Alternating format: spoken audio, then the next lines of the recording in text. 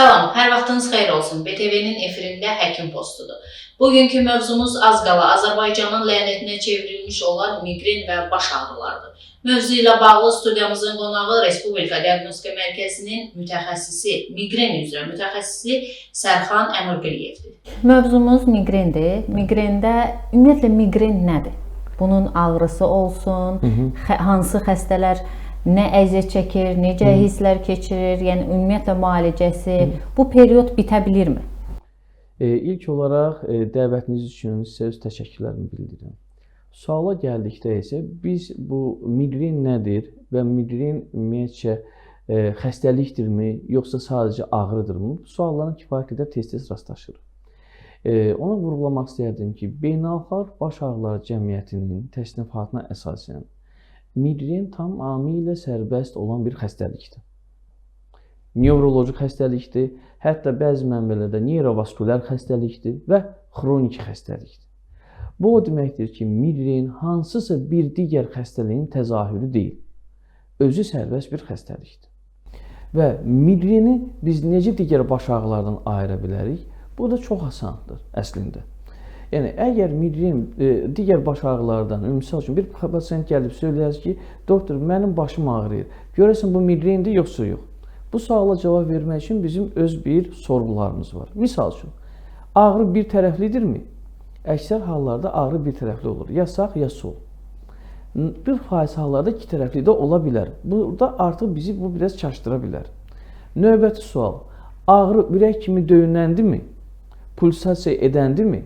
Çox zaman xəstələr söyləyirlər ki, elə bil ki, çırpınır, döyünür, elə bil çəkiclə başımı vururlar. Bax, belə ağrılar olur. Ağrının şiddətini soruşduqda çox zaman pasientlər söyləyir, yavaşdan başlayır, şiddətə doğru gedir və elə bir nöqtəyə gəlir çatır ki, artıq dözülməz olur. Vaxtında dərmanı içməsən.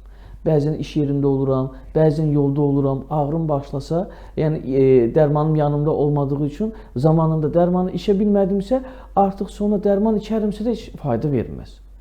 Fiziki aktivlik zamanı, əgər pilləkənləri qalxarımsa, evin içində iş görərəmsə, yaxud da ki, bir zehni iş görərəmsə, kompüterin qabağında əyləşib bir işlər görərəmsə, bu ağrı arta bilir. Yəni, bu əsas 4 meyardır. Bu 4 meyarlardan əgər ikisi çıxarsa bizdə, yəni, deyək ki, bir tərəfli ağrı var, bir də ürək kimi döyünəndir. Amma ağrı çox şiddətli deyil və fiziki aktivlik zamanında yəni ağırlaşmır. Belə də bunu söyləyə bilirik. Amma 4-dən ikisi varsa, artıq burada yaşıl işıq yandı. Növbəti meyarı nədir? İşığa, səsə həssaslıq və yaxud da ürək bulanma və qusma. Çox zaman xəstələrimiz söylüyor ki, doktor, qusma məndə olmur demək olar ki, və yaxud çox nadir hallarda olur. Bu heç nə demək deyil. Və yaxud da ki, ürək bulanma hər zaman olmur. Bu da heç nə demək deyil. Meyyar deyir, ikisindən biri. Yəni, biri nədir?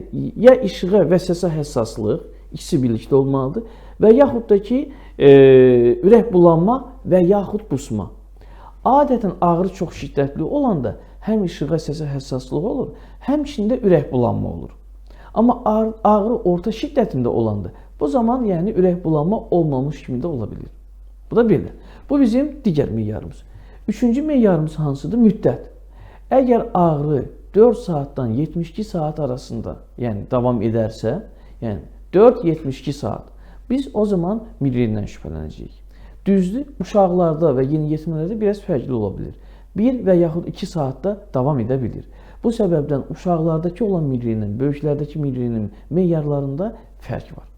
Əgər bu meyarlar üst-üstə gəldisə və xəstəmizi müayinə edərkən heç bir nevroloji defisit yoxdur və yaxud da ki, digər bir simptomlar aşkarlanmayıb və yaxud da ki, əlavə bir müayinələrdən keçirmişik. Orada da, misal üçün, MRT müayinəsi olsun, KT müayinəsi olsun və yaxud digər bir müayinə olsun. Burada bir patoloji, belə deyik, patologiya aşkarlamamışıqsa, o zaman biz artıq pasiyentin şikayətlərinə əsasən migren diaqnozunu təyin etmiş olacağıq.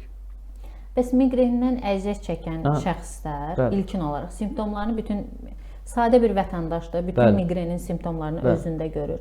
Həmin şəxs nevropatoloqa getməlidir, yoxsa sırf migrenlə məşğul olan şəxslərə? Bu da yaxşı sualdır. Çünki Azərbaycanda migren və baş ağrılar üzrə ixtisas yoxdur. Bu tək Azərbaycan problemi deyil. Dünyada bu ixtisas çox məhdud ölkələrdə var. Misal üçün, mən Danimarkada çalışdığım zamanda, baş ağrıları, oradakı Danimarka Baş Ağrıları Mərkəzində çalışdığım zamanda, həmən mərkəzdə və xəstəxanada həmçinin də migren və baş ağrıları üzrə xüsusi bir təhsil var idi. Və təhsil almaq istəyən insanlar müxtəlif ölkələrdən Kopenhagen Universitetinin nəzdində olan bu fakültəyə gəlirdilər, daxil olurdular və bu təhsili alırdılar. Lakin mən özüm isə Almaniyada təhsil almışam. Çünki Danimarkada bu təhsili almaq üçün mən hələ bir ildə gözləməli idim. Çünki bu təhsil 2 ildən bir elan olunur və yəni qrup yığıldıqdan sonra, artıq həkimlər, həkim heyəti yığıldıqdan sonra 2 il davam etdiyi üçün bu təhsil, o təhsilə 2 ildən bir düşmək olur. Bu səbəbdən mən Almaniyada bu təhsili almışam və Almaniyada ilk dəfə mən təhsil aldığım ildə bu fakültə açılmışdı. Siz təsəvvür edin ki, dünyada ən inkişaf etmiş ölkələrdən biri hesab olunan belə Almaniyada 2021-ci ilə qədər ümumiyyətlə migren və baş ağrıları üzrə təhsil yoxdur. Suala gəldikdə isə kim bu xəstəliyi müalicə etməlidir? Burada elə bir meyar yoxdur. Misal üçün, Avropa ölkələrində mütləq və mütləq migren və baş ağrıları üzrə təhsil almalısan və yaxud da ki, baş ağrıları mərkəzində işləməlisən. Yəni, nevroloq da ola bilərsən, fizioterapevt da ola bilərsən, psixoloq da ola bilərsən, lakin baş ağrıları mərkəzində işləməlisən ki, bu xəstələri izləyib müalicə etmək üçün. Əgər bu sahə üzrə ixtisaslaşmış bir kadr deyilsənsə, yəni deyək ki, adi bir nevroloqsansa, Avropada və misal üçün Almaniyada və Danimarkada migren baş ağrılar mütəxəssisin yanına xəstə yönəlməlidir. Azərbaycan reallığında isə biz deyə bilərik ki, bu həm terapevtlər, yəni ailə həkimləri, həm nevroloqlar, həm uşaq nevroloqları, həm də əgər ixtisaslaşmış yəni kadrlarımız varsa, yəni migren və baş ağrıları mütəxəssisləri bu xəstəliyi müalicə edə bilər və xəstələr bu həkimlərin yanına getməlidirlər. Migrenin nevroloji, psixoloji əlaqələri, belə deyib, üçbucaq yaradaq, migren, nevrologiya, nevroloji problemlər və yaxud da ki, psixoloji problemlər. Bunların üçünün əlaqəsi. Bəli. Yəni, son zamanlar çox söylənilir ki, migren depressiyanın, yaxud həyəcan təşvişinin təzahürüdür, yaxud migren psixoloji bir xəstəlikdir, yaxud psixiatrik bir xəstəlikdir. Əslində, heç də elə deyil.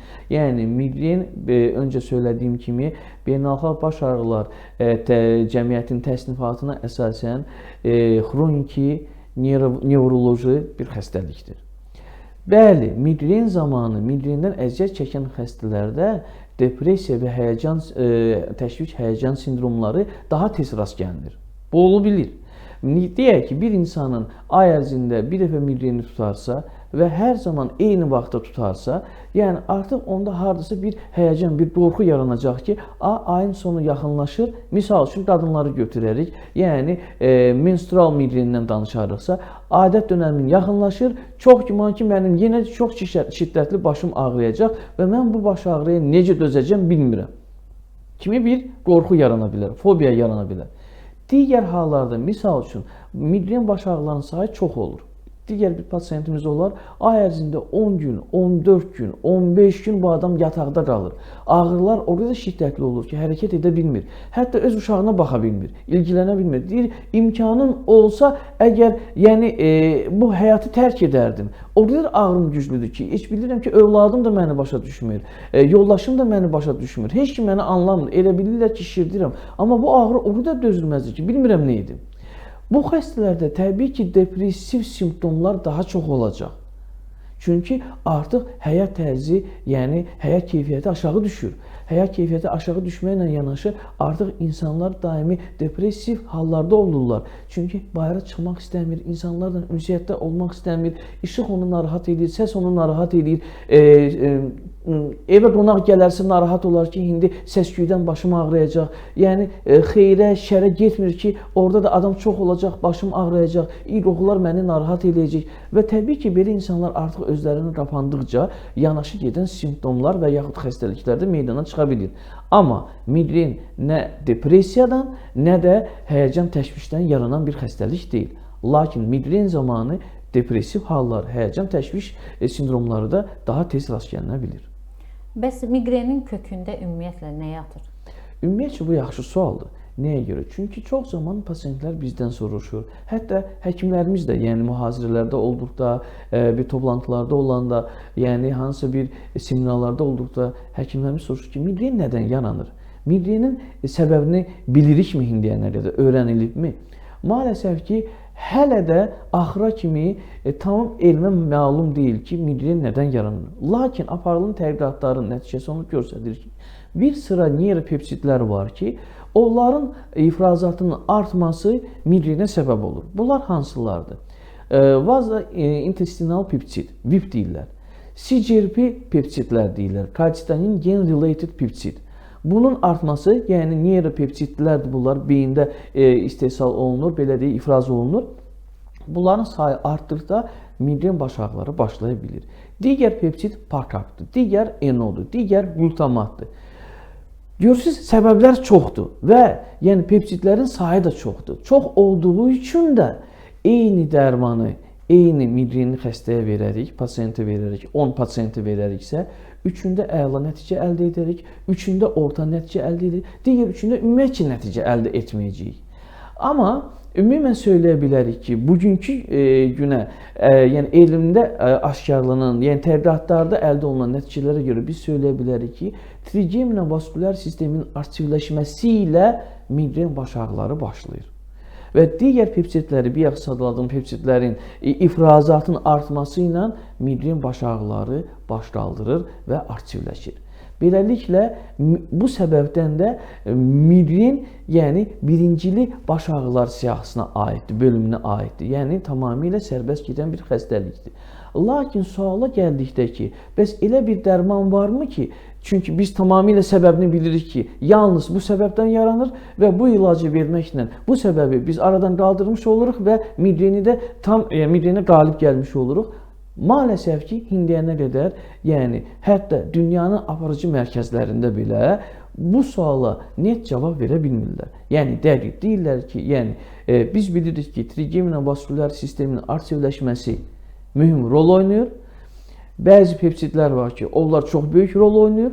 Lakin hər bir hansı xəstədə eyni bir sistem mi baş verir, eyni hərəkət mi baş verir, olmur. Bu səbəbdən biz fərqli xəstələrimizə fərqli dərmanlar verməli oluruq. Misal üçün 2018-ci ildən bəri çıxan yeni, Türkiyədə daha çox buna migren ilacı deyirlər, yeni bir dərmanlar çıxdı və bəziləri migren aşısı, migren ilacı kimi belə təbliğ edirlər. Əslində aşı deyil, bu sadəcə bugün elmə məlum olan ən çox səbəblərdən biri, bayaq söylədiyim calcitonin gen-related peptid. Yəni bu peptidi blok edən bir dərman çıxdı və bunların 4 növü var. Hamısı da iynə formasındadır. 3-ü belə dəri altı vurulur, biri isə vena daxili yeridilir 3 aydan bir. Bu ilaçları verdiyimiz zaman da həmən peptidi blok etdiyimiz üçün migren baş ağrılarına belə deyək, qalib gəlmiş oluruq. Amma pasiyentlərin neçə faizində? Yalnız 25%-ında. Yerdə qalan pasiyentin, yəni 50%-ında 50% baş ağrılarının azalması olur, migrenin azalması olur. Digər 25-30%-ına isə demək olar ki, bu dərmanlar ümumiyyətcə təsir etmir. Bu da yenə o deməkdir ki, yəni hər migren xəstəsi fərdi bir pasiyentdir və ona standartlaşmış müalicə yoxdur. Ona görə biz burada çox bir amillər var ki, onları nəzərə almalıyıq. Dediniz ki, hər biri individual yanaşmaq lazımdır. Mütləq. Hər kəs yəni fərqli reaksiya verir. Bəli. O zaman belə nəticəyə gələ bilərik ki, qidalanma. Qidalanmanın təsiri nədir ümumiyyətlə migren xəstələrində? Çox böyük təsiri var və bu sual üçün sizə öz minnətdarlığımı bildirirəm. Çünki bu gün çox zaman biz nəyinə rastlaşırıq? Pasiyentlər, qəbula gələn pasiyentlərimizin əksəriyyəti xroniki yaxud ağırlaşmış pasiyentlərdir. Yəni artıq dəfələrlə həkimin qəbulunda olmuş xəstələrdir. Və artıq müalicəyə ümidini itirmiş bir pasiyentlərdir. Söyləyirlər ki, digər həkimin yanında oldum, 2 il müalicə aldım, bu həkimin yanında oldum, müalicə aldım, heç bir fayda yoxdur, heç bir nəticə yoxdur. Amma bu pasiyentləri əsasən sorğu verdikdə, bunlardan araşdırdıqda ki, gündəlik belə deyək, qidalanmanız nə yerdədir, orada çox böyük problemlərlə biz üzləşirik. Demək olar ki, pasiyentlərin çoxusu su içmir. Yəni, migrendən və ümumiyyətcə xroniki baş ağrılarından əziyyət çəkən pasiyentlər maye qəbul etmir. En büyük problemlerden biri budur. İkincisi, maye içen pasientlər isə daha çox qəhvə yaxud tünd çay içirlər. Yəni, biz də bilirik ki, hər ikisində kofein var. Təbii ki, kofeini normada içəriksə, miqdarında içəriksə fayda verə bilər bizə. Amma aşırı istifadəsi də özü-özlüyündə baş ağrısı yaradır. Və buna deyirlər kofeindən yaranan baş ağrısı. Hansı ki, sonuncu təsnifatda öz yerini tapıb, əksini tapıb. Biraz da pasientlərimizi dinləyiriksə, görək ki, bu pasientlərin çoxusu həmçində zərərli içkilərdən çox istifadə edir. Adi maye içmir, suyu içmir, amma energetik içkilər içir. Spirtli içkilər qəbul edir ki, hansı ki, birbaşa migren baş ağrılarını tətkikləyə bilir. Qidalanmaya gələriksə, sual verdiyimiz zamanda gün ərzində neçə dəfə qida qəbulunuz olur? Əksər pasientlər söyləyirlər 2 dəfə. Kişi-qadın nisbətini götürəriksə, qadınlarda 3 dəfə kişilərə nisbətən daha çox yayılır. Yəni, ona görə deyə bilərik ki, migren daha çox qadınlarda rast gəlinən bir baş ağrı növüdür, xəstəliyidir. Bu qadınları dindirdiyimiz zamanda əksəriyyəti söylür ki, doktor, biraz çox qidalananda kökəlirəm. Sanki ona görə az qidalanır. Amma sual verdikdə ki, tamam, yəni gün ərzində 2 dəfə yemək yeyirsiniz. Buyurun, söyləyin görüm, nə yeyirsiniz? Biz orada görəcəyik ki, heç 2 dəfə də qidalanmırlar. Normal bir dəfə qida qəbul edərlər, yaxud etməzlər. Digər qidalar zamanı nə olur? Həmən kofe, ya çay və şirniyyat. Demək ki, zülalların, yağların yerinə biz tez həzm olunan, yüngül deyirlər də, yəni tez həzm olunan karbohidratlardan, yəni bu ziyanlı karbohidratlardır. Biz onlara üst tuturuq. Karbohidratlara üst tutduğumuz zaman da nə baş verir? Qanda şəkərin miqdarı tez qalxır və tez də enir. Stabil olmur. Bu səbəbdən bəlkə siz də ətrafınızda körpə yaxud orta 3, 4, 5 yaşında olan uşaqlar var və yaxud da ki, rəfiqələriniz var, qonşularınız var, qohumlarınız var, valideynlər var ki, haradakı söyləyirlər ki, bizim uşaq normal qidalanmır. Bütün günü əli masadadır, gedir, gəlir bir şeylər masadan götürür, yeyir, amma normal qida yemir. Niyə? Çünki hər yarım saatdan 40 dəqiqədən bir, ən gecə 1 saatdan bir aclıq hissi gəlir, gəlir masanın üstündən bir şirniyyatı götürür, hoppuldadır onu, yəni udur onu və bundan sonra nə baş verir? Qanda şəkərin miqdarı biraz qalxan kimi toxluq hissi gəlir. Amma o şəkər tez utilizasiya olunur, tez dağılır. Ona görə yarım saat, 1 saatdan sonra uşaq yenə acdır. Yenə gəlir masanı axtarır. Görüm nə götürə bilərəm. Və ümumiyyətcə, əgər biz böyük insanlar, yəni bir-birimizə sual versək ki, şirniyyat yeməklə doya bilərsinizmi? Toxluq hissi gəlmir. Biz oturarıq, yəni 2 belə deyir, porsiyon tort yesək belə, onun yağlılığı, yaxud şirniyyatı bizi tuta bilər. Amma yarım saatdan, 1 saatdan sonra aclıq hissi yenə gedəcək. Çünki tez həzm olunan karbohidratlardır. Adətən bu xəstələrimiz, migrendən əziyyət çəkən xəstələrimiz normal qidalanmır. 1. Skip meal deyirlər də, qida qəbulunun atlanması. Yəni, deyək ki, saat 1-də, günorta 1-də yemək yeməliyik, o yeməklərini gecikdirirlər. Yəni, saat 3-də, 4-də, 5-də və yaxud ümumiyyətcə günorta yeməklərini yemirlər. Sonra evə axşam gəldiyi zamanda da artıq halı olmur, ağrısı olur deyə, ağrım vardı deyə, yəni artıq ağrıya görə yemək yeyə bilmədim. Artıq ağrım çox şiddətli idi deyə, yəni ürək bulanmam vardı deyə yenə də yemədim. Demək, baxın, səhər yeməyib, günorta yeməyib, axşam yeməyib, yəni daimi qidadan imtina prosesləri baş verir. Bu ikinci vacib məsələ. Təbii ki, bəzi qidalar var ki, onlar həmçinin migreni tətikləyə bilər. Bu demək deyil ki, bu bütün xəstələrimizə bu şamil olunur. Amma bəzi xəstələrimiz var ki, misal üçün, şokoladdan baş ağrısı başlaya bilər. Yaxud da ki, marojnadan, yəni ağrı başlaya bilər. Digər xəstəmizdə ola bilər ki, un məmulatlarından ağrısı olsun. Digərində süddən ola bilər. Digərində kərəzlərdən yarana bilər. Bu demək deyil ki, bütün xəstələrdə, yaxud bütün pasientlərimiz həmən pəhrizi saxlamalıdırlar. Xeyr, bu demək deyil. Amma bizim digər tərəfdən də elə bir imkanımız da yoxdur ki, gələn bütün pasientlərimizə allergik panelin analizini edək. Çünki bu analiz özü-özlüyündə kifayət qədər bahalı bir analizdir. Digər tərəfdən də 50% etibarlılığı var. Bu səbəbdən Amerika tövsiyəsi deyir ki, yəni boşu-boşuna xəstələrinizi, pasientlərinizi analizlərə yönəltməyin. Əgər sizin yanınıza xroniki migrenli xəstə gəlibsə, yaxud tez-tez migreni olan xəstəniz gəlibsə, siz onun triggerlərini, yəni tetikləyicilərini araşdırın. Görün, nədən sonra onda baş ağrısı yaranır. Yaxşı sorğulayın onu, yaxşıca ona suallar verin. Yəni, əgər suallarınıza dərin, tam ətraflı məlumat verə bilmirsə, bir balaca sualınızı dəyişin. Daha bəsit edin, daha rahat edin, görün nələr söyləyir. Və beləliklə triggerləri aydınlaşdırın ki, o triggerləri biz aradan qaldırarıqsa, o zaman migren baş ağrılarının sayı da avtomatik olaraq azalacaq. Üçüncü vacib bir məsələ hansıdır? Biz dedik ki, qidalanma çox önəmlidir. Maye qəbulu çox önəmlidir. Üçüncü vacib bir məsələ yuxu. Bu xəstələrin əksəriyyətində yuxu pozuntusu var. Körpə uşaqlar biz bilirik ki, çox yatmalıdır, düzdürmü?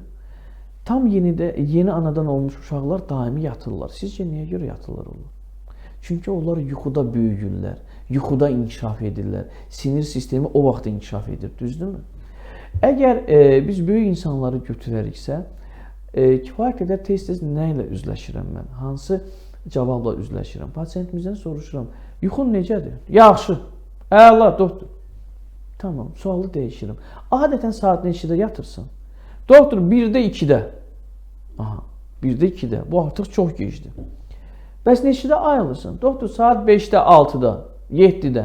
Uşaqları var, ailə var, yoldaşım var, yəni ev qayğıları var, yaxud işə getməliyəm, müəlliməyəm və s. Sual yaranır ki, bəs siz hava yatırsınız? Hə, doktor, belədir də, yəni, necəni belədir? Yəni, insanlar 4-5 saat maksimum yatırlar. Aha, bu bir problem. Yəni, yuxu qısadır, düzdürmü?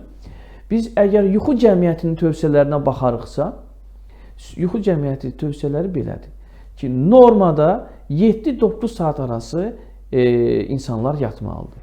Bu, uşaqlara və yeniyetmələrə aid deyil.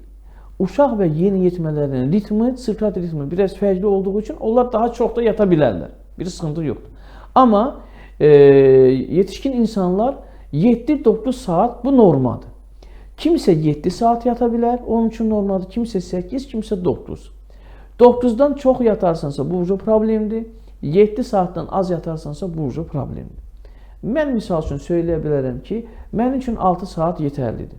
Siz də mənə deyə bilərsiniz ki, doktor, bugün siz elə bilirsiniz, sizin üçün 6 saat yetərlidir. Amma sinir sisteminiz daimi dincələ bilmir, az dincəlir.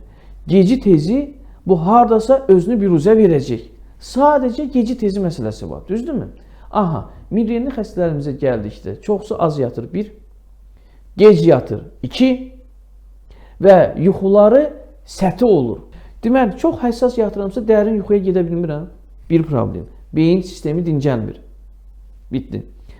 Az yatıramsa beyin yenə dincələ bilmir. Və gec yatıramsa deməli beyin dincələ bilmir. Və migrenlə yuxu arasında bilavasitə, yəni belə bir əlaqə var. Yəni migren xəstələrinin hamısında yuxu problemləri var. Bu səbəbdən əgər biz yuxunu tarazlayarıqsa, nizamlayarıqsa, yəni saat 11-dən gec yatmarıqsa, ən azı 7-8 saat gecəni yatarıqsa, yuxumuz dərin olarsa, o zaman artıq biz görəcəyik ki, baş ağrılarımızın sayı azaldı. Hətta dərman qəbul etmədən. Çünki beynimiz dincəlir, bərpalaşır. Bu səbəbdən yuxunu da nizamlamaq çox vacibdir. Dördüncü bir məsələyə də toxunmaq istəyərdim. İdman. Ümumiyyətcə, idman gəldikdə bəzən xəstələrimiz söylüyor ki, doktor, biz elə bir yerdə yaşayırıq ki, idmana gedə bilmirik, yaxud da ki, imkanımız yoxdur, yaxud da ki, şəraitimiz o deyil, səhər çıxıb, gec gəlirik evə. Tamam, bu, yəni idman zallarına mütləq getmək lazım deyil, fitness mərkəzlərinə mütləq getmək lazım deyil. Siz idmanı evdə də edə bilərsiniz. Adi idmanınız nədən başlaya bilər? Sadəcə yürüyüşdən də başlaya bilər. Axşam vaxtı yatmamışdan öncə saat deyək ki, onun yarısı düşürəm, həyətə bir yarım saat 40 dəqiqə yürüyüş edirəm. Gündəlik olan stresimi birincisi atmış oluram. İkincisi, müsbət hormonlarımız ifraz olunmuş olur. Üçüncüsü, təmiz havada olduğu üçün oksigenləşmə gedir. Oksigeni biz başda hardan əldə edə bilərik? Yəni, insanlarımızın əksəriyyəti qapalı şəraitlərdə işləyir. Qapalı şəraitlərdə də hipoksiya var, düzdürmü? Yəni bu səbəbdən biz oksigeni hardan əldə edə bilərik? Yalnız açıq havada yürüyüş və yaxud idman edəriksə. Bunun üçün də əgər belə imkanlarımız yoxdursa, ən azından yatmamışdan öncə eyvana çıxıb bir 15-20 dəqiqə eyvanda qalıb yüngül orada idman hərəkətləri edəriksə, burada da bir fayda var. Doktor, növbəti sualım ondan ibarətdir ki, xroniki baş ağrıları illərlə davam edir, xroniki baş ağrıları, amma miqren diaqnozu qoyulmadı. Müəyyən müddətdən sonra həmin xroniki baş ağrıları miqrenə çevrilə bilərmi? Hə, bu çox yaxşı sualdır. Nəyə görə? Bəzən xəstələrimiz bizim yanımıza gəldiyi zamanda söyləyirlər ki, doktor bizi düzgün müalicə etmirlər. Bəzən bizə deyirlər bu xroniki baş ağrıdır, digər hallarda deyirlər bu miqrendir. Birincisi nəyə vurğulamaq istəyərdim ki, yəni ümumiyyətcə əhali arasında ən çox hansı baş ağrıları yayılır? Gəlin buradan yola çıxaq. Ən çox yayılmış baş ağrıları gərginlik baş ağrısıdır, birinci yerdədir. Əhalinin 26% gərginlik tipli baş ağrılarından əziyyət çəkir. Bu ağrılar hansılardır? İki tərəfli olur adətən. Adətən sıxıcı olur. Adətən bu ağrılar güclü olmur, yüngül olur, yaxud orta olur. Bu ağrılar zamanı işığa, səsə həssaslıq olmur. Ya işıq, ya səs narahat edə bilər. Ürək bulanma, qusma olmur. Yəni bu ağrıları adi bildiyimiz ağrı kəsicilərlə tez qarşısını almaq olur və ağrı kəsici qəbul edəriksə 10-15 dəqiqədən sonra ağrıdan bir əsir əlamət yoxdur. Bunu kimi dindirəriksə iş yerimizdə, hamı deyər ki, hə bizdə belə ağrılar olur. Amma bu ağrılar əzab verici ağrılar olmadığı üçün və insanları yataqda qalmağa məcbur etmədiyi üçün və xroniki duruma çox az hallarda keçdiyi üçün, yəni biz belə pasientləri xəstəxanalarda həkim qəbulunda görmürük. Çünki bu ağrılar əzab verici və ciddi bir ağrılar deyil. İkinci yerdə yerləşən miqren baş ağrılarıdır. Yəni miqren baş ağrıları həmçinin bu səbəbdən də ən çox diqqət ayrılan bir ağrılardır. Çünki əhali arasında çox yayılıb. Siz təsəvvür edin ki, ortalama olaraq 14-16%'dır əhali arasında yayılması. Bu o deməkdir ki, əgər biz 10 milyonluq Azərbaycanı götürəriksə, 1,5 yaxud 6 milyon, yəni 1 milyon 600 min miqrendən əziyyət çəkən pasient var hal-hazırda Azərbaycanda. Deyərsiniz ki, Sərxan doktor, bu rəqəmləri hardan götürmüşsünüz? Bəli, bizim statistik araşdırmalarımız bu sahədə hələ yoxdur. Amma yaxın bir gələcəkdə artıq bizdə də bu sahə üzrə, yəni baş ağrılar üzrə elmi işlər aparılacaq və hal-hazırda uşaqlar arasında, yəni bütün ölkəni əhatə edəcək bir elmi işimiz aparılır. Təkmilləşmə İnstitutunda, Əziz Əliyev adına Həkimlərin Təkmilləşmə İnstitutunda, Nevrologiya kafedrasında mənim birbaşa elmi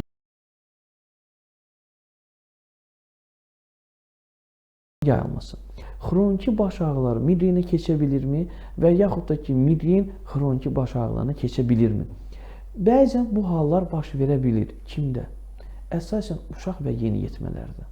Uşaqlarda baş ağrılar, miqren baş ağrıları necə olur?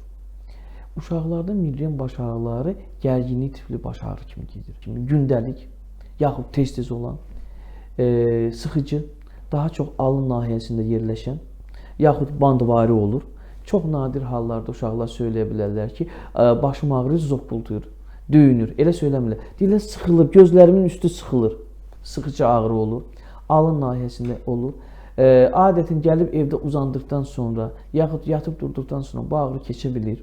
Yaxud da ki, nurafenlə, adi bildiyimiz ibuprofenlə bu ağrısının qarşısını almış oluruq. Adətən bu ağrılar məktəbdə çox həyəcanlanarsa, yaxud uşaqlarla hətta idmanda çox oynayarsa, düşərsə, yəni ya yeməyini yemərsə, gec yatarsa, səs-küylü məkana gedərsə, yaxud da ki, dərsini yaxşı eləməyib, qiyməti aşağıdır və evə gələndə anası, atası, yəni valideynləri onu biraz danlayacaq, bu həyəcanı olarsa da bu ağrılar ola bilir. Bu ağrılar uşaqlarda çox vaxtı diaqnoz təyin olunmur. Ona görə bu valideynlər adətən belə uşaqların valideynləri uşaqlarını bir həkimdən digər həkimə, bir həkimdən digər həkimə aparırlar. Axırda bu uşaqlara bu diaqnoz təyin olunur ki, psixolojidir. Sizdə uşağınızda heç nə yoxdur, psixolojidir. Tam yanlışdır. Sadəcə diaqnoz düzgün təyin olunmuyor. Sizə bir şey də söyləyəcəyim ki, hər 10 məktəb yaşlı uşaqdan birində miqren var. Və hər 20 uşaqdan birində 18 yaşını keçdikdən sonra yalnız miqren diaqnozu təyin olunur. Və siz də onlardan birisiniz. Açıq söyleyeyim. Lakin nəyə görə bəs uşaqlıqda mənim ağrım başda cürə idi? Böyüdükdən sonra artıq araşdırdım, gördüm ki, migrenə bənzər artıq ağrılarım var. Bəli, çünki yeniyetmə dövründə xroniki baş ağrılar yaxud gərginlik tipli baş ağrısı migren ağrısına keçə bilir və alimlər də söyləyirlər, araşdırmalar da söyləyirlər ki, hətta o uşaqlarda gərginlik tipli baş ağrısı deyildi. Sadəcə təzahürü başlaydı axı. Biz dedik ki, xəstələrin 60%-ında bir tərəfli olur, amma 40%-ında 22 tərəfli olur. Uşaqlarda iki tərəfli olduğu üçün elə bilirlər ki, bu digər baş ağrısıdır. Bu xroniki baş ağrıdır. Xeyr, hələ migrenidir. Uşaqlarda sıxıcı olduğu üçün söyləyirlər ki, hə, migren sıxıcı olmur, migren daha çox döyünən olur. Xeyr, sıxıcı da ola bilir. Bu səbəbdən artıq migren diaqnozundan vaz keçmiş olurlar sanki. Uşaqlarda ağrı çox güclü olmadığı üçün, orta və yaxud yüngül olduğu üçün bəzən buradan da vaz keçmiş olur. Amma böyüdükcə, yəni yetişkin dövrünə gəlib çatdıqca və daha böyük yaşlarda artıq klassik migrenin simptomları meydana çıxmış olur. Bu səbəbdən, bəli, migreni vaxtında müalicə edəriksə, biz nəinki onu adi xroniki baş ağrısına, xeyr, xroniki baş ağrısına yox, biz onu tamamilə müalicə etmiş oluruq və yaxud da ki, çox ara sıra 3 ayda, 4 ayda, 5 ayda bir dəfə ya bu ağrılar tutar ya tutmaz. Yəni normalda hətta baş ağrısından əziyyət çəkməyən insanlarda da ayda bir dəfə baş ağrısı ola bilir. Buna görə heç kim həkimə getmir. Yəni həyat keyfiyyəti normallaşmış olur. Yəni bura kimi gətirə bilirik və yaxud da ki, migrenin ağırlaşmasından, yəni epizodik hallardan, deyək ki, ayda bir dəfə, 2 dəfə migreni olurdusa, onu müalicə etməriksə, irəlidə bu pasiyentimiz əgər uşaqdırsa, yeniyetmə dövrünə çatarsa, ağrıların sayı artacaq və daha böyük yaşlarda da müalicə olunmarsa, bu ağrıların sayı daha da çox olub da xroniki migrenə keçə bilər. Xroniki migrenə keçdikdə nə deməkdir? Deyə bilərsiniz ki, Sərxan doktor, siz axı dediniz ki, migren özü xroniki xəstəlikdir. Bu başqa bir şeydir. Xroniki xəstəlik o deməkdir ki, şəkərli diabet. Müalicə etmək olur şəkərli diabet. Şəkər xəstələrini kimsə müalicə edə bilir. Amma bu xəstələr ömür boyu şəkər həkimi yanına gedirlər. Ömür boyu müalicə alırlar. Və heç bir zaman həkimə gedib sual vermirlər ki, mənim şəkərim müalicə olunacaq nə zamansın? Arterial təsirdən əziyyət çəkən pasiyentlər, yəni arterial hipertenziya deyirik. Bu pasiyentlər əksəriyyətində esensial hipertoniyadan əziyyət çəkirlər. Bu pasiyentlər nə zamansa ürək həkiminə, yəni kardioloqa və yaxud da ki, ailə həkiminə getdiyi zaman da deyə bilir ki, doktor, nə zaman mənim təsirim normada olacaq və mən daha dərman içməyəcəm? Yoxdur bu sualın cavabı. İl ömür içəcəksən, hətta ola bilər ki, zaman-zaman gedirlər ki, artıq bu dərmana mənim canım öyrəşib, bədənim öyrəşib, artıq bu müalicə mənə kömək etmir. Daha güclü, daha belə dozası yüksək olan dərman tövsiyə edirik və yaxud da ki, ümumən dəyişirik və kombinasiyalar oluşuruq. Ola bilər 2-li, 3-lü və yaxud irəlidə 4-lü kombinasiya vermiş olur. Baxın, migren də arterial hipertenziya kimi, şəkərli diabet kimi xroniki xəstəlik olsa da, migrendən əziyyət çəkən pasiyentlərin müalicəsi tamamilə başqa istiqamətdə gedir. Əgər ağrıların sayı ayda 4-5 dəfədən çox olursa və bu ağrılar bir gündən çox davam edirsə və yaxud da ki, pasiyentimizdə xroniki migren diaqnozu təyin olunsa, bu nə deməkdir?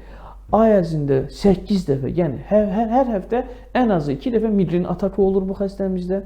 Bu durumda 3 aydan çox davam edirsə, deyək ki, 5 ayda, 6 ayda, doktor, 1 ildir mən beləyəm. Ən azı aya bir 10 dəfə, 12 dəfə mənim ağrım tutur və tutanda bir gün ən azı yataqda qalıram, yaxud zülüm çəkirəm, təcili yardıma müraciət edirəm, ağrı kəsici dərmanlar içirəm, migren əleyhinə dərmanlar içirəm və s. və ilaxı. Bu halda bu xəstələri müalicə etmək lazımdır. Yəni, müalicənin, migren müalicəsinin 2 rolu var. Birinci rolu, ağrım tutarsa, mən nə içməliyəm ki, hansı dərmanı qəbul etməliyəm və onu nə zaman qəbul etməliyəm ki, migren ağrısının qarşısını tez alın. 1 saatdan sonra migrendən əsir əlamət qalmasın. Buna deyirlər atak əleyhinə müalicə. Misal üçün, daha çox Avropada və ingilis dilində danışdıqları üçün migren atakı söyləyirlər. Azərbaycan dilində misal üçün bunu həmlə də deyə bilərik, migren həmləsi. Migren həmləsini, yaxud migren ağrısı başlayarsa, mən nə etməliyəm ki, bu ağrı 1 saatdan sonra məndə olmasın? Bu, təxirə salınmaz yardımdır, düzdürmü? İkinci hissəsi isə müalicənin digər rolu, əgər ağrıların sayı çox olarsa Dediyim kimi, ay ərzində 4-5 dəfə olarsa və daha çox olarsa, yaxud da ki, xroniki migren diaqnozu təyin olunarsa və yaxud da ki, mən ağrı kəsici və yaxud da migren əleyhinə dərmanları qəbul edə bilmirəm, çünki o dərmanlar mənə çox pis təsir edir və yaxud da ki, yanaşı gedən xəstəliyim var. Misal üçün, mədəmdə bir xoran var, deyək ki, qəbul edə bilmirəm, ziyandır mənə, olmaz. Biz bu səbəbdən, bu halda, yəni migren preventiv əleyhinə müalicəyə başlamalıyıq. Bu müalicə nə qədər davam etməlidir? Ən azı 6-9 ay, əgər tablet dərmanları veririksə. Bu dərmanları verdikdən sonra, əgər ağrılarımızın sayı ay ərzində 3-4 dəfədən aşağı indisə, 6 ayın nəticəsində, artıq biz pasiyentimizə deyirik ki, bundan sənin müalicən bitdi. Ayda bir dəfə ağrın olursa, biz söyləyəcəyik ki, bu dərmanı içəcəksən, bu dərmanla bu ağrının tez bir saatda qarşısını alacaqsan, amma artıq illər boyunca şəkərli diabetdə kimi, arterial hipertenziyada kimi, yaxud digər xroniki xəstəliklərdə kimi ömür boyu sən ağrı kəsici yaxud müalicəvi dərmanlar qəbul etməli deyilsən. Bircə şeylə biz rastlaşırıq daha çox. Biz bu məqama xəstələrimizi gətiririk, artıq dərmanlarını kəsirik və burada çox vacib bir məsələ var. Xəstələrimizə söyləyirik ki, baxın, dərmanlarınızı dayandırırıq, amma bir şərtlə. Sizə verdiyimiz tövsiyələrə əməl edəcəksiniz. Hansılardır? Gündəlik maye qəbulu, nizamlı qidalanma, zərərli vərdişlərdən imtina, vaxtında yatmaq, yəni düzgün yuxu rejimi və idmanla məşğul olmaq. Onun zərərli vərdişləri söylədik, yəni istər ziyanlı içkilər olsun, istər ziyanlı qidalar olsun, istər tez həzm olunan karbohidratlar olsun və s. və ilaxır. Bu kimi bu verdiyimiz tövsiyələrə əgər siz əməl edərsiniz və zərərli vərdişlərdən, ziyanlı qidalardan uzaq durarsınızsa, nizamlı yuxu rejiminiz olarsa, həyat tərziniz tamamilə nizamlanarsa, ağrılarınız olmayacaq. Amma biz tamamilə başqa şey görürük.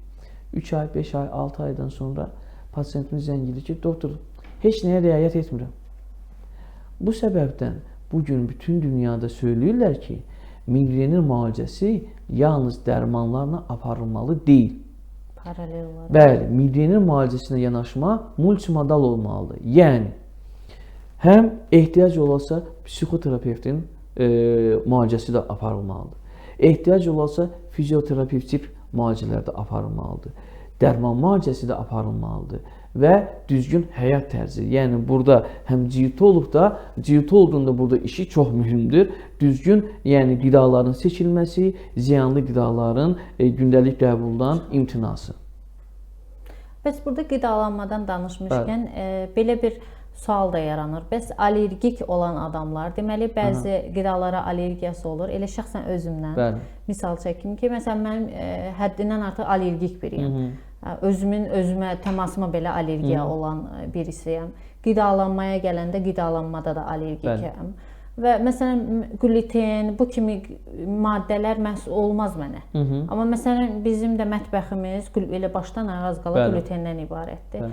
Yəni ki, bu bizim artıq imtina edilməzlər siyahımızdadır. Bəs bu zaman allergiya ilə migrenin, yəni bu balansı necə tutuzduraq? Çox rahat. Baxın, qəbulumuza gələn xəstələrimizə ilk olaraq baş ağrılarla sorğunu başlamırıq. Ümumi xəstəliklərlə bağlı sorğuya başlayırıq. Çünki biz ilk olaraq anlamalıyıq ki, pasiyentlərimizdə ümumiyyətcə yanaşı gedən hansı xəstəliklər var. Və orada suallardan biri də allergiyanız varmı? Təsadüfi bir hal deyil ki, allergoloqun qəbuluna gələn xəstələrin arasında hər 10-dan 5-də baş ağrıları var. Əgər biz bugün allergoloqlara belə bir sorğu versək ki, sizin qəbulunuza gələn xəstələrinizi sadəcə baş ağrı ilə sorğulayın, 10-dan 5-də baş ağrısı da olacaq. Bizim qəbulumuza gələn xəstələrin arasında isə, yəni hər 10-dan xroniki baş ağrıları ilə yaxud migrenlə müraciət edən xəstələrimizin hər 10-dan 7-sində allergiya var. Və siz tamamilə doğru söylüyorsunuz ki, allergiya ilə migren arasında bir əlaqə var. Amerika alimləri nəyi söylüyor? Ki, bu əlaqəni biz hələlik tamamilə çözə bilməmişik. Amma allergiyası olan pasientlər həmçinin o qidalardan, hansı qidalar ki, onlara allergik bir reaksiya verirsə, yəni bu allergik reaksiya fərqli şəkildə özünü biruzə verə bilir. Bilirsiniz ki, kimdəsə səpki şəklində ola bilir, kimdəsə ləkə şəklində ola bilir, kimdəsə qaşınma olur, kimdəsə asqırma olur, öskürək olur və s. və ilaxır. Düzdürmü? Və həmçinin bu pasientlərdə də migren baş ağrısı özü-özlüyündə də həmən triggerlərin, təkidləyici qidaların yaxud da ki, amillərin bir təzahürü kimi də meydana çıxa bilir. Bəs bu səbəbdən də, misal üçün, siz dediniz, qidalar, düzdürmü? Və bəzi qidalar var ki, biz gündəlik, yəni rasionumuzdan onları imtina edə bilmirik də. Amma niyə ki? Gluten-free məhsullar tapmaq çoxmu çətindir? Çox asandır. Mən adətən nəyi söyləyirəm? Əgər allergik qidalarla bağlı bir problemlərimiz varsa, yaxud pasiyentimiz söylür ki, doktor, misal üçün, mən süd içə bilmirəm. Ümumiyyətcə, südlə bağlı olan bütün ağartılar varsa, bunlar hamısını aradan götürün. Misal üçün, niyə görə söylürük ki, bəzi kərəzlərdən uzaq durun? Biz bilmirik axı, bizim pasiyentimizdə nəyə qarşı dəqiq allergiyası var, düzdürmü? Pasiyentimiz söyləyə bilir, bəli, nəyəsə var, toza qarşı var. Amma biz əmin ola bilərikmi ki, yəni ancaq toza qarşıdır? Yox. Bəlkə biraz çox dindirəriksə, yəni digər bir şeyə də çıxa bilər. Amma biz bilirik ki, misal üçün, qozdur, fındıqdır, allergikdirlər bunlar.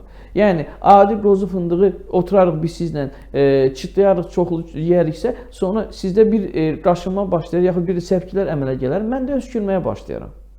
Yəni, bu bir allergik reaksiyadır, düzdürmü? Bu səbəbdən biz allergiyanı yarada biləcək bütün qidaları çalışırıq, buradan yığışdıraq və müəyyən bir pəhriz təyin edirik. Təbii ki, bu işdə də bizə daha çox kömək edən kimdir? Cilt olurdu. Bəli, bugün çox çətindir söyləmək ki, pasiyentə ki, siz həmçinin psixoloqun yanına getməlisiniz, sizə həmçinin dietolog da baxmalıdır, sizə həmçinin də ehtiyac olursa fizioterapevtik müalicələr də olmalıdır və s. və ilaxır. Çünki bizdə hələ multimodal yanaşma və müalicə prinsipləri tamamilə oturuşmayıb da. Amma yəni bir çox sahələrdə bizim digər ixtisaslı həkimlərimizdə də mən görürüm ki, kifayət qədər çoxlu bu barədə danışılır və tədbir olunur. Və biz də düşünürük ki, Azərbaycanda da bu migrenin və xroniki baş ağrılarının müalicəsində də multimodal yanaşmadan nə qədər çox danışarıqsa, nə qədər çox bu barədə təbliğ apararıqsa, yəni istər pasiyentlər olsun, istər həkimlərimiz olsun, yəni gənc tibb universitetində oxuyan tələbələr olsun, yəni onların bu sahədə bilikləri daha çox olarsa, təbii ki, müalicə olan yanaşma da dəyişilə bilər və bugün bütün dünyadakı kimi aparıla bilər. Bəs migrenin yaş həddi varmı? Təbii ki, var. Migrenin yaş həddinə gəldikdə biz nəyi söyləyə bilərik? Daha çox migren kimdə rast gəlinir? Ən çox rast gəlmə qrupu, yəni yaş qrupu 30-39-dur. Ən çox. Amma dünyada aparılan tədqiqatlara əsasən biz dedik ki, yenə qadınlarda çox rast gəlinir bu və qadınlarda 15-49 yaş arasında qadınlarda ən çox rast gəlinir. Piki 30-39-a çatır. Yəni, əgər biz 30-39 arası olan qadınları götürəriksə, ən çox say oradadır. Amma 15-49 yaş qadınlar arasında migren əlilliyi səbəbinə görə ikinci yerdədir. Ümumi qadınlarda. Amma bu yaş qrupda birinci yerdədir. Bir daha istəyərdim təkrarlayam. Çünki əlillik dedim və çox zaman hətta həkimlərimiz bizə bu sual verir ki, doktor, siz nə danışırsınız? Yəni, əlillik nədir, migren nədir? Bəli, bugün dünyada migrenə görə insanlara əlillik verilir. Siz təsəvvür edin ki, bir qadın çox güclü migren ağrılarından əziyyət çəkir. Və bu ağrılar orta səviyyədə olmur. O dərəcədə şiddətli olur ki, iş yerində bu artıq başlayıbsa bu ağrısı, ürək bulanması, qayət ağrıması, çox güclü ağrısı, özünü idarə edə bilmir, səs-küy təsir edir, qaranlıq otaqda qalmaq istəyir, işini davam edə bilmir və digər iş yoldaşları da baxırlar bu xanıma, söyləyirlər ki, yəni, nə oldu ki, hər həftə bunda belə ağrılar olur, bəlkə bu işdən yayınır, insan bu qədər tez-tez ağrımaz. Amma o heç kimi izah edə bilmir ki, yəni mən özümü mən aktrisa deyiləm, Bu bir rol deyil. Mən həqiqətən çox zulm çəkirəm və işdən icazə alıb daimi evə getməli olur, yataqda qalmalı olur, yenə evə gəlir, evdə də körpəsi var, uşağı var, ailəsi var, yoldaşı var və bunlarla ilgilənə bilmir. Yoldaşı evə gəlir, görür ki, yenə də yataqdadır, yəni yenə də ağrı kəsicilər vurublar, yenə təcili yardım gəlib. Bu əlillik deyilmi? Yəni bu insan da bir gün, 2 gün yataqda qalır, tərpənə bilmir və s. və ilax. Ona görə, yəni Avropa ölkələrində əgər rezistent formaya, xroniki bir formaya gəlib çıxarsa pasient, artıq müalicə olunmarsa, əgər hansısa dərmanlar bugün bizim əlimizdə olan dərmanlar ona kömək etmərsə, bu xəstələrə hətta yəni əlillik verilir. Bunlar pensiyaya çıxırlar. Yaxud da ki, yəni yarım iş günü işləyirlər. Digər yarım günü yəni pensiya alırlar bu adamlar. Yəni bu səbəbdən də söylənilir ki, migren qadınlarda ümumi qrupda əlilliyin ikinci səbəbidir. Gənc qadınlarda isə, gənc qadınlar 15-49 yaş arası olan qadınlarda isə əlilliyin birinci səbəbidir. Bu o deməkdir ki, adət dönəmi kəsilərsə, menopauz dövrə keçəriksə, bütün qadınlarda migren ağrıları keçib gedir, xeyr. Belə şey də yoxdur. Çünki migren axı yalnız estrogenin, progesteronun balansının oynamasına görə yaranmır.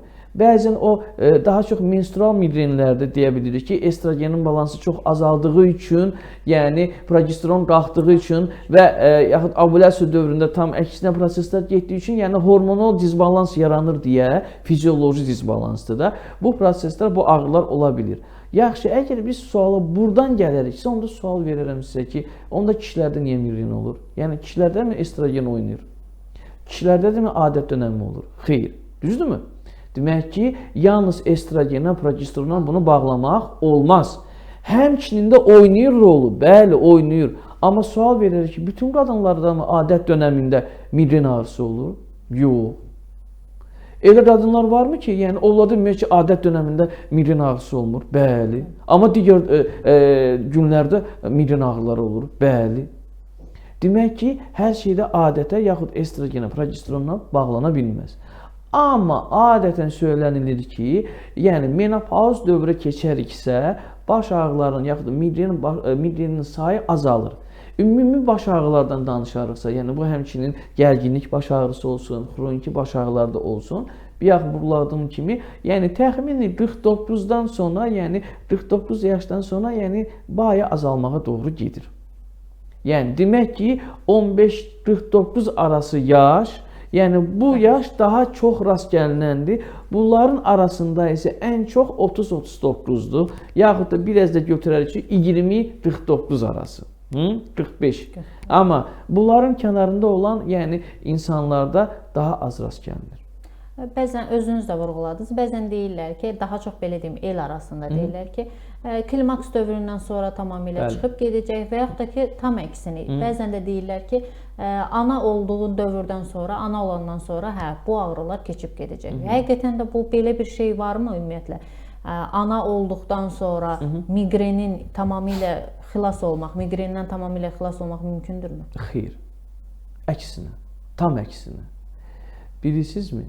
Yəni biz bütün araşdırmalara baxarıq. Yəni biz bu gün nə isə söylədikdə və pasientlərimizi istər diaqnozunu təyin etdikdə, istər müalicəsini təyin etdikdə və yaxud da ki, hansısa məlumatları verdikdə, biz bunu dünyada aparılan tədqiqatların nəticələrinə əsasən söyləyə bilərik. Yəni sübut olunmuş elmə əsaslanıb söyləyə bilərik. Elmdə də sübut olunub ki, yəni hətta migreni olmayan xanımlarda heç zaman migrendən əziyyət çəkmir. İlk hamiləlikdən sonra migren baş ağrıları yarana bilir. Yəni hamiləlikdən sonraki olan dönəm, belə söyləyək, və yaxud da ki, özü hamiləlik, özü-özlüyündə migren baş ağrılarının yaranmasına bir təkan verə bilir. Və bizim belə xanımlarımız da çoxdur xəstələrimizin arasında.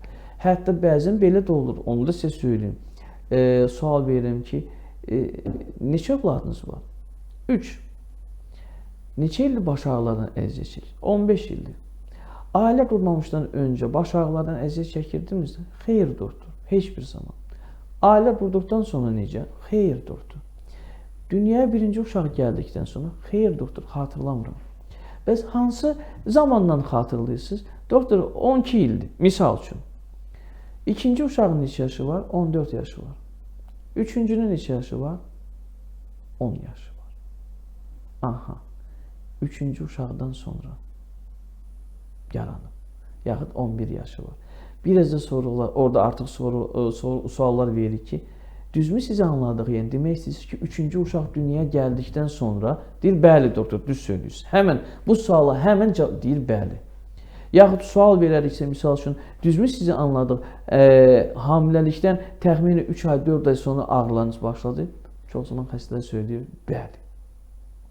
Yəni, bunu bu səbəbdən söyləyə bilərik ki, xeyr, hamiləlikdən sonra hamilə qal migren olmayacaq deyilən bir şey yoxdur. Amma başqa bir şey var. Hamilə qal migrenin olmayacaq hamiləlik dövründə. Bəzən xəstələr ağır, xüsusilə ağır durumda olan xəstələr suallar verir ki, doktor, gənc bir qadınla, xanıma, yaxud biz istəyirik övladımız olsun. Və bu da bir xroniki bir durumdadır. Biz də bu xanımı, pasiyentimizi müalicə edirik. Artıq bu şeyi söyləyərsə, biz bəzi dərmanları kəsməliyik. Çünki bəzi dərmanlar, yəni bətindəki olan dölə çox mənfi təsir edib, irəlidə qüsurlar yarada bilər.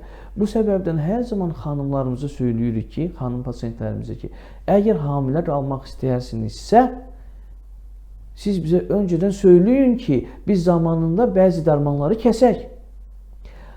Amma real təcrübə və tədqiqatlar nəyi söylüyor? Ki, hamilə olan xanımlarda migren baş ağrıları demək olar ki, yoxa çıxır. Yəni, 100 xanımdan 92-sində, yəni 92% hallarda migren ağrıları tamamilə hamiləlik dönəmində kəsilir. Bu səbəbdən də xanımlarımıza söylüyor ki, əgər siz hamilə qalmaq istəyirsinizsə, heç narahat olmayın. Həmən dönəmdə sizin ağrılarınız olmayacaq. Yəni, tamamilə kəsiləcək. İndi çox nadir hallardır. Mən axı dedim 92% hallardır. İndi 100 xanımdan 8-ində ağrısı ola bilir. Yəni bu halda da biz artıq o xanımları digər dərmanlarla müalicə etməli oluruq ki, bətindəki dölə mənfi təsir etməsin. Deyirlər ki, əvvəllər migren ağrıları yox idi. Son zamanlar texnologiyanın inkişafı olsun və s. və axır. Yəni zaman keçdikcə, müasir dövrə qədəm qoyduqca, baş ağrıları deyək və yaxud da ki, elə migrenin özünü deyək, elə birbaşa migreni. Migren ağrısı müasir dövrdə daha da artıb. Əvvəllər belə bir şey yox idi. Bu mifdir, yoxsa reallıq? Bu reallıqdır. Bəs nə ilə bağlıdır? Onu mən sizə izah edeyim. Çalışacağım izah edeyim. Baxın, yəni müasir bizim həyatımız streslə zəngindir. Stres həyatımızın demək olar ki, hər bir addımında bizi müşahidə edir. İstər yola çıxarıqsa, tıxaclarda qalmaq, işə gecikmələr və yaxud da ki, nəqliyyatın düzgün işləməməsi, işə gələriksə işin yükü, yəni iş yükü çoxdur, bəzən işlər düzgün getmir, rəhbərliyi yaxud da ki, iş yoldaşlarımızda olan münasibətlərdə olan yük, buradan işdən çıxarıq gedərik yenə də evə, evin olan yükü, ailənin olan yükü, uşaqlara olan qayğı, həyat yoldaşına olan qayğı və yaxud problemlər, bəzi ailələr var, özünüz bilirsiniz ki, nə qədər də biz müasirliyə doğru gediriksə, ona baxmayaraq bizim adət-ənənəmiz var. Adət-ənənəmiz nədən söylür ki, yəni çox zaman gənc ailələr öz valideynləri ilə yaşamalı olurlar, yəni qaynana var, qaynata var, hətta bəzən baldız var, qayın var və ailə problemləri var oradakı. Hələ evə qayıtdıqdan sonra onları idarə eləməlisən, evin işlərini yola verməlisən, uşağın təhsili var, uşağın dərsi var, uşaqla məşğul olmaq və bu qayğılar bitmir.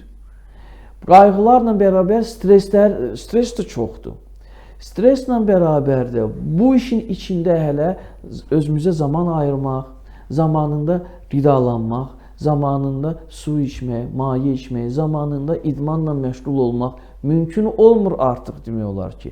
Və stres başda olmaqla, yəni biz hələ belə deyək də, universitet dönəmlərində, institutda oxuyarkən patofiziologiya dərsini keçdiyimiz zamanlarda stres bütün xəstəliklərin əsas səbəbi kimi, təbii ki, yoluxucu xəstəliklərdən söz getmir də, yəni viruslardan, bakteriyalardan söz getmir, digər bütün xəstəliklərin əsasında durur.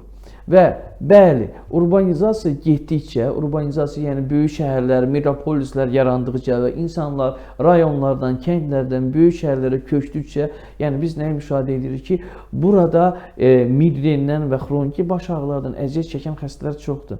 Eyni zamanda niyə? Şəhər çirklidir, düzmü? Maşınlar çox, oksigen az və s. İşlədiyimiz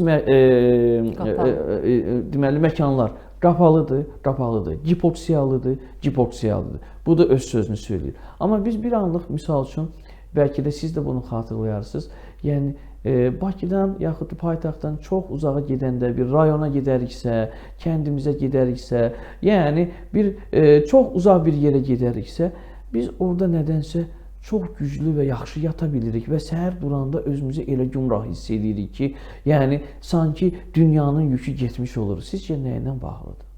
Oksigen. Oksigen. Ona görə söylənilir ki, yatdığımız otaqlarda belə pəncərə açıq olmalıdır. Həm uşaqlarda, həm böyüklərdə. Məsələ ondan getmir ki, üşüyək, xəstələnək. Yox, sadəcə onu elə açıq saxlamaq lazımdır ki, daimi otaq havalansın, daimi oksigen təminatı olsun və otağın hərarəti 21-dən aşağı olmalıdır. Biz isə, yəni bizdə panik ataklar var da, yəni panik qorxular var. Mən yəni buna atak söyləmək istəyirəm. Yəni qorxudur təbii ki bu. Nədir? Yəni bütün valideynlər qış gələr, uşaqlarını o qədər geyindirərlər, evləri o qədər isti saxlayarlar ki, yəni o otaqda belə yatanda belə gecələr tez-tez ayılırsan. Niyə? Çünki otaq çox istidir və oksigen çatışmazlığı var. Siz bir anlıq, yəni həmən otaqdan çıxın digər bir qonaq otağı, buz kimi olan, yaxud sərin olan otağa, pəncərəsi açıq olan otağa çıxarsınızsa, o otaqda elə yatırlar ki, uşaqların heç ruhu da incimir, böyüklərin də ruhu incimir. Ona görə, misal üçün, hipoksik yerlərdə, məkanlarda çox oluruq. 1. İşimiz çox streslidir. 2. Ondan sonra gün ərzində idmanla məşğul olmuruq, qidamıza fikir vermirik. Özünüz də yəqin mənimlə razılaşarsınız. Bəzən fast foodlara üstünlük veririk, məcbur. Bəzən də sevirik. Bəzən də fast foodu artıq xoşbəxtlik hormonu bizdə ifraz olunması üçün onu istəyirik ki, gedək bir, misal üçün hansısa bir adlarını çəkməyim deyə məkanlarda oturaq, yoldaşlarımla, rəfiqələrimlə qəhvə içək, yaxud fast foodlar yeyək, yaxud hansısa qidalar yeyək. Amma bu bizim üçün artıq bir əyləncəyə çevrilib də. Çünki biz istəyirik relaks olaq. Yəni gündəlik yükdən azad olaq. İstər həftə sonu olsun, istər yəni həftə içi olsun. Amma getdiyimiz məkanlarda da biz gedib su içmirik. Biz gedirik, ziyanlı bir şeylər içirik. Ya südlü qarışıqlar, ya misal üçün cappuccinodur, lattedir, espressodur və s. və s. digər müxtəlif qarışıqlar, qəhvə ilə yaxud kokteyllər olsun, yaxud da ki içkilər olsun, yaxud da ki qidalar olsun. Bu səbəbdən, bəli, tam sizlə razıyam və təsdiqləyirəm ki, texnologiyalar inkişaf etdikcə, böyük şəhərlər yarandıqca, urbanizasiya getdikcə, yəni daha da müasirləşdikcə migren baş ağrılarının sayı da əhali arasında artır. Bəs coğrafi mövqeyin migren ağrısına təsiri nə qədərdir? Yəni Azərbaycanda faktiki öz ölkəmizdən çıxaq belə deyim. Öz ölkəmizdə, Azərbaycanda hansı rayonlarda, hansı bölgədə daha çox migren xəstələri var? Bu suala cavab vermək biraz çətindir. Nəyə görə? Çünki bizdə epidemioloji tədqiqatlar aparılmıyor axı. Yəni və biraz öncə söylədim ki, ilk epidemioloji tədqiqatı başlamışıq və aparırıq. Amma irəlidə bu tədqiqatlar aparılacaq. Amma yəni nəyi söyləyə bilərəm? Belə yəni digər ölkələrdə aparılan tədqiqatların mənbələrin əsasını söyləyə bilərəm ki, məsələn nəticələr nə edir? Rütubəti çox olan yerlərdə migren ağrıları çox olur. Külək çox olan, rüzgar çox olan yerlərdə baş ağrıları çox ola bilir. Oksigen az olan yerdə baş ağrıları çox olacaq. Çox isti olan yerlərdə baş ağrıları çox olacaq. Əgər biz yanımıza uşaq gətirərlərsə və uşaq baş ağrıdan şikayət edərsə, bizim ilk suallarımız bilirsiniz nə ilə bağlıdır? Ana, ata, valideyn, yaxın qohum, əqrəba, əmi, bibi, bacılar, xalalar. Kimlər bunların arasında baş ağrıdan şikayət edir? Yəni, bilavasitə həmən orada adamlar çıxacaq. Artıq görəcək ki, burada irsi faktor var. Bu nə deməkdir? Bu o deməkdir ki, migren irsi keçə bilirmi? Keçə bilir. Bu o deməkdir ki, migren irsi xəstəlikdir? Xeyr. Biz onu söyləyə bilmərik. Nə mənada? Misal üçün, əgər deyək ki, mənim valideynimdə birində şəkər varsa, şəkərdən əziyyət çəkirsə, o demək deyil ki, mən də mütləq şəkərli xəstə olacam. O demək deyil ki. Amma bu o demək deyil ki, bizim ailədə meyillik var. Ola bilər ki, mən qidama, səhhətimə diqqət etməsəm, ola bilər, düzdürmü? Amma 100% deyil. Bir də var ki, mənim, misal üçün, mənim atam insulin 1, tip 1 şəkərli diabetdir və mən də, yəni doğmuşam, məndə də şəkərli diabet tip 1-dir. Artıq uşaq yaşlarından bu var, düzdürmü? Artıq bu irsi ola bilir. Amma bu o demək deyil ki, migreni olan bütün xəstələr, onların övladlarında migren olacaq. Xeyr, bu o demək deyil. Və yaxud da ki, migrendən əziyyət çəkən pasientlərin hamısında, ya anasında, ya atasında, ya yaxın qohum əqrəbasında, yəni migren var idi, ona görə onlarda da bu var. Bu o demək deyil. Yəni 100% heç nəyi söyləyə bilmərik. Bəs migrenin 5 əsas əlaməti? Migrenin 5 əsas əlamətinə gələriksə, ilk olaraq nəyi söyləyəcəyik? Ağrı adətən bir tərəfli olarsa. Yəni, ya sağ, ya sol. Bəzən pasientlərimiz bunu qarışdırır. Deyirlər, doktor, iki tərəflidir, sonra biraz araşdırır. Hə, ya solda olur, ya sağda olur. Fərq etməz. Elə bil ki, kəsirlər tam ortadan, ya sağ, ya sol tərəfdə olarsa, bu birinci əlaməti. 60% hallarda belə olur. İkincisi nədir? Ürək kimi döyünən, çırpınan və yaxud da ki, sıxıcı. Üçüncüsü nədir? Ağrının gücü. Migren ağrıları heç vaxt yüngül olmur. Ya orta şiddətində olur, ya da güclü olur. Hətta dözülməzə doğru gələ bilir. Çox zaman xəstələrimiz söylüyor ki, yavaşdan başlayır, şiddətə doğru gedir. Dördüncü əlaməti, ağrı şiddətlənərsə, dözülməz hala gələrsə, artıq məhdudiyyət verir. Yəni, bilgisayarın, kompüterin qarşısında əyləşmişəmsə, artıq işimi davam edə bilmirəm. Gür işıqlar varsa, onları söndürmək istəyirəm. Səs varsa, yəni istəyirəm səssiz otağa gedim. Buna deyilir, işığa, səsə həssaslıq. Əgər ağrı çox güclü olarsa, ürək bulanma və yaxud qusma. Bax, bu bunların əsas meyarlarıdır, əlamətlərdir. Və ağrı 4-72 saat arasında davam edərsə, biz bir mənalı olaraq migrenindən şübhələnməliyik. Son sualım ondan ibarətdir ki, yenə el dilinə gedək, ara söhbətinə gedək. Bu belə deyirlər ki, zəli qoydum və yaxud da ki, hicama elədim və məndə artıq baş ağrıları və yaxud da ki, elə migrenin özü tamamilə yoxa çıxdı. Bu nə qədər doğrudur? Həqiqətən də zəli, migreni yox eləyə bilir. Baxın,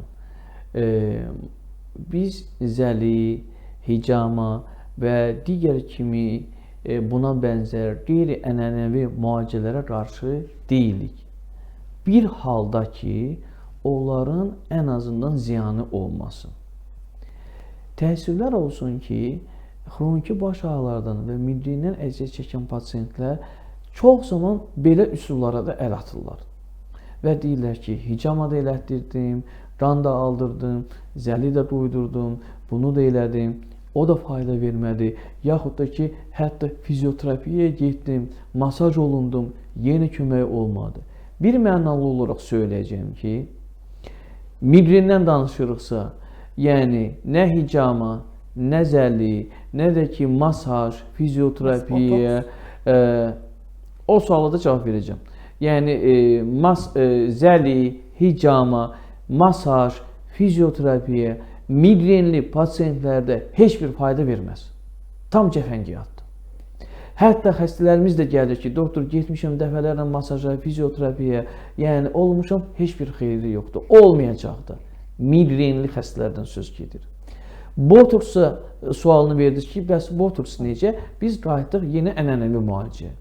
Ənənəvi müalicədə necə aparılmalıdır? Gəlin o suala cavab verək ki, botoksla da izahatımızı verə bilək.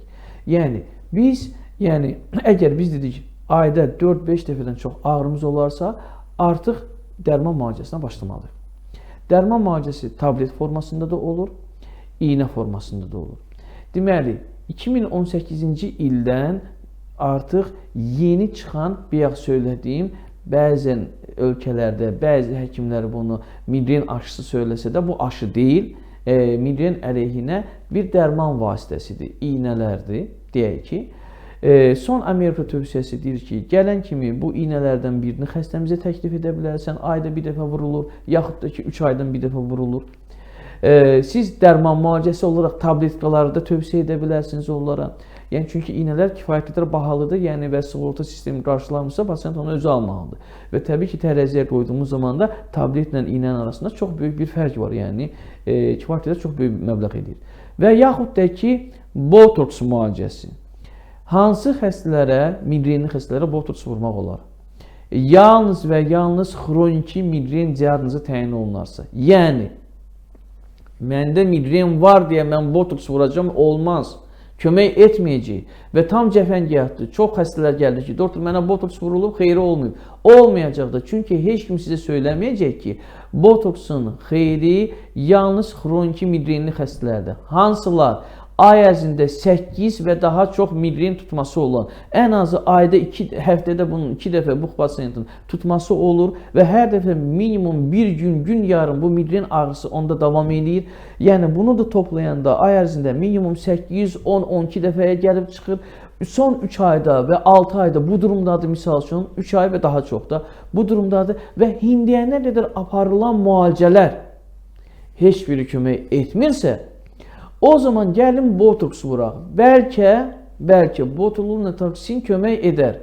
Mən də sizə söyləyəcəm ki, 50% hallarda kömək edir. Yəni, xəstələrin ağrısı 50% azalır. Cəmi. Ona görə hər bir pasiyentimizə, həm Danimarka Baş Ağrılar Mərkəzində işlədiyimiz zamanda, həm Almaniyada, həm də burada hansısa bir pasiyentimiz botoks müalicəsini əldə etmək istəyirsə, yaxud o müalicədən yararlanmaq istəyirsə, biz onu söyləyirik ki, birincisi, hər 3 aydan bir bu dərmanı almalısan, vurulmalıdır. İkincisi, əgər 3 aydan bir bunu etmərsənsə, faydasını ümumiyyətcə görmərsən. Üçüncüsü, bu dərmanı vurduqdan sonra da ağrıların sayı 50% azalacaq. 3 aydan bir il boyunca bunu vurarsan, bu nəticə 70%-ə qədər qalxacaq. Amma bu o demək deyil ki, tamamilə bu dərman sənin migren baş ağrılarını yoxa çıxardacaq. Elə şey heç yerdə yoxdur, nə Amerikada, nə Avropada. Ona görə biz də bu xəstələrimizə bu məlumatı veririk ki, onları digər yerlərdə də aldatmasınlar. Və düşünürəm ki, bu cür verilişlərin olması da bizim əhali üçün çox faydalı ola bilər ki, həm maariflənsinlər, həm də bu nadir xəstəlik olmayandır. Bu kifayət qədər çox rast gəlinən bir xəstəlikdir. Demək olar ki, hər evdə olmasa, hər ailədə hansı ailənin bir üzvü, yaxın qohum əqrabalarımızın arasında bu xəstəlik var və bu ağrılar var. Migren ağrılardan əziyyət çəkən xəstələr, pasiyentlər və onların qohum əqrabaları da, yəni yaxın çevrəsi də bilməlidir ki, hansı müalicələri etmək lazımdır, hansılar cəfəngiyatdır və hansılarında fayda nə qədər olur. Və burada bir daha vurğulamalıyım ki, migren müalicəsinin əsas məqsədi baş ağrıların, migren ağrılarının sayını azaltmaq, 1. Şiddətini azaltmaq, 2. Müddətini, davamiyyətini azaltmaq, 3. Yəni, bir pasiyentimiz ay ərzində 8-10 dəfə migrenindən əziyyət çəkərsə, müalicədən sonra gəlib söyləyər ki, doktor ayda bir dəfə olursa, bu nə deməkdir? Bu 90% nəticə deməkdir. Düzdürmü? Artıq ayda bir dəfə hər kəsin ağrısı ola bilər və əgər o ağrının sadə bir ağrı kəsici dərmanla, yaxud migren əleyhinə dərmanla biz qarşısını ala biləriksə, deyə bilər ki, biz pasiyentimizi çox uğurlu idarə edirik. Çox sağ olun, gəldiniz, ətraflı məlumat verdiniz. Təşəkkür edirəm, minnətdaram. Biz sizə təşəkkürümüzü bildiririk dəvətiniz üçün. Çox sağ olun. Bugünkü buraxılışımızın sonuna çatdıq. Studiyamızın qonağı migren üzrə mütəxəssis Respublika Diaqnostika Mərkəzində çalışan Sərxan Əmirquliyev idi. Çalışdıq mövzu ilə bağlı ətraflı suallara cavab tapaq. Çalışın, salamat qalın. Sağ olun, özünüzdən müğayət olun.